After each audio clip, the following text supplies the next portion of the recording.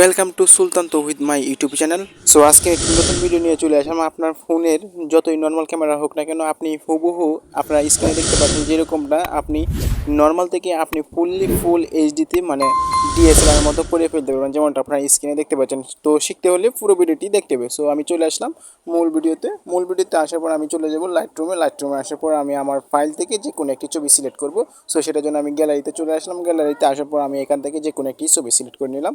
So এই ছবিটি select করে নিলাম। সো একটু লোডিং নিবে, তারপর এখান থেকে আপনারা দেখতে পারবেন এডিটিং একটি বলে একটু অপশন থাকবে, জাস্ট এটার উপর একটি ক্লিক করে তারপর এখান থেকে ব্লার দেখতে পারবেন। ব্লারের উপরে একটি ক্লিক করে দেবেন। ব্লারে ক্লিক করে দেওয়ার সাথে সাথে এরকম একটা ইন্টারফেস দেখতে পাবেন। সো আমরা এখান থেকে একটু বাড়িয়ে নেব। সো এখান থেকে আমি 50 to 40 এরকম করে দেবেন। সো আমি এখান থেকে 25 করে দেখতেছি আগে কীরকমটা হয় ডিএসএলআরটা। সো আমি একটু অপেক্ষা করি। সো আপনারা দেখতে পাচ্ছেন এরকম। সো আমি এটাকে আরেকটু বাড়িয়ে দেবো, বাড়িয়ে দিয়ে তারপর এখান থেকে 2 নাম্বার যে অপশনটি থাকবে সেটার উপর একটি ক্লিক করে দিলাম। সো আমি এখান থেকে দেখতে পাচ্ছেন আপনারা বাড়াচ্ছি। সো যত বাড়াচ্ছি ততই কিন্তু ডিএসএলআর হচ্ছে।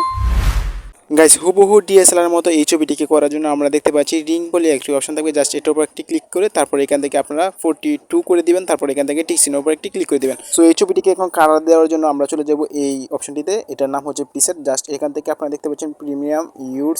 সো এখান থেকে 3টা অপশন থাকবে, জাস্ট আমরা এখান থেকে প্রিমিয়াম যেটা থাকবে মানে প্রিমিয়াম সেটার উপর একটি ক্লিক করে দেবো। ক্লিক করার পর আপনারা দেখতে পারবেন এরকম একটি অপশন। তো আমরা এখান থেকে এটার উপর একটি ক্লিক করে দেবো। এটাতে ক্লিক করার পর আমরা এখান থেকে 4 নাম্বার যে অপশনটি থাকবে 4 নম্বর অপশনে একটি ক্লিক করে দেবো।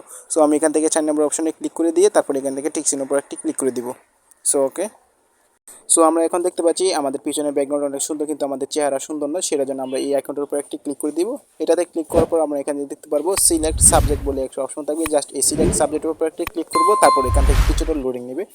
লোডিং শেষে আপনারা দেখতে পারবেন এরকম একটি অপশন। তারপর এখান থেকে দেখতে পারবেন লাইট বলে অপশন থাকবে, জাস্ট এই লাইটের উপর একটি ক্লিক করে তারপর এখান থেকে প্রথমটা একটু বাড়িয়ে দিবেন। সো আমি আমার অনুযায়ী আমার ছবিটা অনুযায়ী আমি কিছু সেটিং করে নিচ্ছি, মানে বাড়িয়ে কমিয়ে নিচ্ছি। সো আপনারা এখান থেকে আপনারা আপনার ছবিটার সাইজ অনুযায়ী কিন্তু বাড়িয়ে কমিয়ে নেবেন। সো তারপর এখান থেকে আপনারা দেখতে পারবেন টিক চিহ্ন।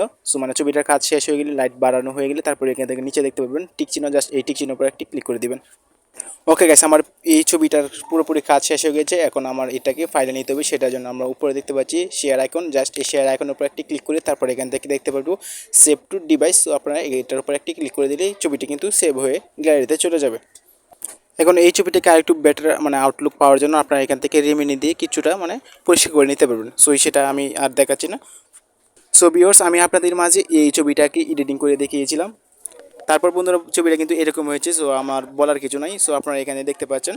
সো বন্ধুরা এইভাবে কিন্তু আপনারা নর্মাল ছবিটাকে কিন্তু এরকম হুবহু ডিএসএলআর মতো করে ফেলতে পারবেন। সো এই ছিল মূলত আমাদের আজকের ভিডিও। সো দেখা হয়ে যাবে খুব শীঘ্রই নতুন একটি ভিডিওতে। সেই পর্যন্ত সবাই ভালো থাকুন, সুস্থ থাকুন। আল্লাহ হাফেজ।